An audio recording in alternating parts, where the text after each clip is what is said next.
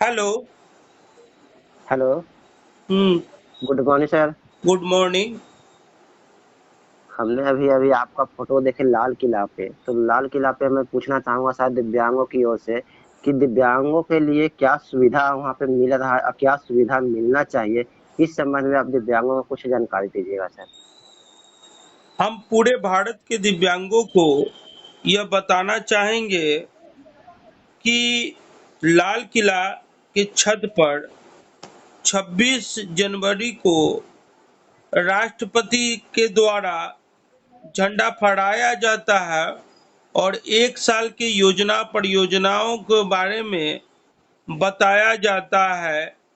और 15 अगस्त को भारत के प्रधानमंत्री के द्वारा झंडा फहराया जाता है और तमाम योजनाओं के बारे में, एक साल पीछे की योजनाओं के बारे में, एक साल आगे की योजनाओं के बारे में विस्तार पूर्वक समझाया जाता है कि पीछे मैंने क्या किया और आगे मैं क्या करने जा रहा हूँ उसके छत पर। और उसके मेन प्रवेश द्वार से ही दिव्यांग अधिनियम 2016 दम तोड़ता हुआ दिख रहा है। जो मैं कोई नया बात नहीं कर रहा हूं, मैं पुराना बात कर रहा हूं कि दम तोड़ता हुआ दिख रहा है जो संविधान में लिखित और वर्णित है जी सर। और जिसकी व्याख्या और जो कानूनी रूप से अगर दिव्यांग है तो उसको जब भी लाभ मिलेगा तो उसको दिव्यांग अधिनियम के तहत जो लिखा हुआ सर्कुलर है उसके तहत ही लाभ मिलेगा। और कहीं न कहीं यह सर्कुलर दम तोड़ता हुआ दिख रहा है। पहला पहला बात आप जान लीजिए कि लाल किले में जाते हैं तो 2 किलोमीटर 3 किलोमीटर दूर ही आपका गाड़ी को रोक दिया जाता है। उसके बाद जिस प्राइवेट कंपनी को यह ठेका दिया गया है और टुक टुक को, बैटरी चालित गाड़ी को, वो आप के पास आता है और उसके ऊपर बैठ के आप गंतव्य स्थान तक जाते हैं। लेकिन दिव्यांगों की असुविधा का वहाँ ख्याल नहीं रखा गया है। और जहाँ पर सबसे पहले हम गार्ड को रिप्रेजेंट करते हैं, यानी गार्ड के पास जाते हैं, वहां से तो बैटरी चालित गाड़ी नहीं मिलता है जबकि गैरेज से मिलता है। तो हमारे आग्रह करने पर वो मिल तो गया, लेकिन ये सोचने की बात है कि अन्य दिव्यांग जाएंगे और उनके पास कोई पावर और प्रतिष्ठा नहीं रहेगा तो क्या अन्य दिव्यांगों को मिल पाएगा, सबसे बड़ी समस्या। दूसरी समस्या कि वो गाड़ी आ जाता है और वो गाड़ी एकदम निशुल्क है दिव्यांगों के लिए, लेकिन मनमाने तौर से वहां पर पैसे लिए जाते हैं। और पैसे का जो उगाही हो रहा है वो सर्कुलर में लिखा हुआ है, धारा 40 दिव्यांग अधिनियम और धारा 41 के तहत कि आप किसी भी दिव्यांग से पैसे नहीं लेंगे, वहां पैसे लिए जाते हैं। और दिव्यांगों के लिए काउंटर की व्यवस्था तो है, लेकिन वो काफी ऊंचे तल्ले पे है, जिसके कारण दोनों हाथ पैर से दिव्यांग जो है वो टिकट काउंटर पर जाकर अपना टिकट नहीं कटा सकते हैं। जबकि दिव्यांग अधिनियम 2016 में इस बारे में व्यापक जानकारी प्राप्त होती है कि वो जो काउंटर है वो नीचे होना चाहिए। दिव्यांगों को टिकट में भी रियायत देने की बात कही गई है, लेकिन कोई रियायत नहीं मिलता है। उसके बाद आप जब उस गाड़ी से सफर करते हैं, यानी प्रवेश द्वार तक पहुंचते हैं, तो एक सर्कुलर है कि जितने भी पर्यटन स्थान है वहां पर व्हील चेयर की व्यवस्था होगी। लेकिन आपको वहां पर प्राप्त होगा कि वहां के जितने भी व्हील चेयर है वो तो या तो खराब हो चुके हैं या फिर 2 ही व्हील चेयर आपको प्राप्त होंगे, जबकि दिव्यांग अधिनियम में 21 प्रकार के दिव्यांग है। और अगर मान लीजिए कि 21 प्रकार का डेलीगेशन अगर उसको घूमने जाता है तो उसको उसके अनुसार सारा कुछ प्राप्त होना चाहिए, जो कि वहां प्राप्त नहीं है। उसके बाद गाइड का प्रावधान है कि जब भी आप घूमने जाते हैं तो वे व्हील चेयर खींचने वाला और गाइड की व्यवस्था होनी चाहिए, वो भी वहां पर, तो ये सुविधा भी नजारत है। और दिव्यांगों के लिए अलग से प्रवेश द्वार और अलग से वे, आपने देखा होगा रेलवे स्टेशन, बस स्टेशन, प्रत्येक प्राइवेट जगह पर ब्रेल लिपि में, या फिर दिव्यांगों के लिए पैदल चलने के लिए, क्योंकि उनको असुविधा का सामना नहीं करना पड़े, क्या बनाया जाता है, वे बनाया जाता है, रास्ता बनाया जाता है। वो भी वहां पर नजारत है, वो भी वहां पर नजारत है। जहां तक रैंप की बात करें तो रैंप की बात में 2-3 महल ऐसे हैं जहां रैंप उपलब्ध है, बाकी रैंप उपलब्ध नहीं है। वहां पर दिव्यांग पार्किंग, जितने भी पर्यटन स्थान है वहां पर दिव्यांगों के लिए पार्किंग, उनका गाड़ी अगर वहां अंदर जाता है तो दिव्यांग पार्किंग की व्यवस्था होनी चाहिए, लेकिन यहाँ पर दिव्यांग पार्किंग की भी व्यवस्था नहीं है। दिव्यांग शौचालय, उसकी व्यवस्था होनी चाहिए, उसकी भी व्यवस्था वहां पर नहीं है। जो म्यूजियम है उसमें जो सामान रखे हुए हैं उसमें ब्रेन लिपि से युक्त चीज होने चाहिए, जो कि आपको स्पीक के माध्यम से दोनों आंख से दिव्यांग लोगों को उस लेटर में क्या लिखा हुआ है, जैसे सुभाष चंद्र बोस का म्यूजियम है अंदर में, या फिर 3 म्यूजियम है, तो उसमें क्या लिखा हुआ है उसकी जानकारी के लिए ब्रेल लिपि की व्यवस्था होनी चाहिए।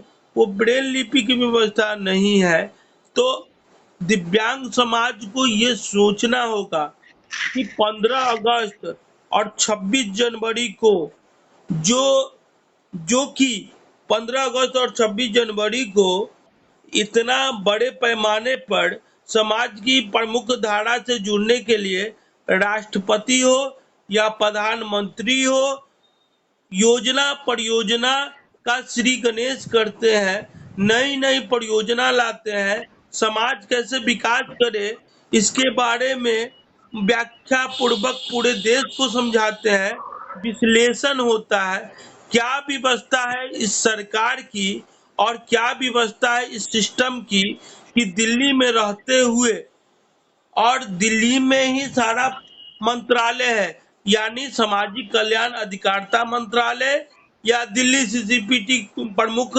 दिव्यांग जन कोर्ट, जो दिव्यांगों के संविधान की रक्षा करता है।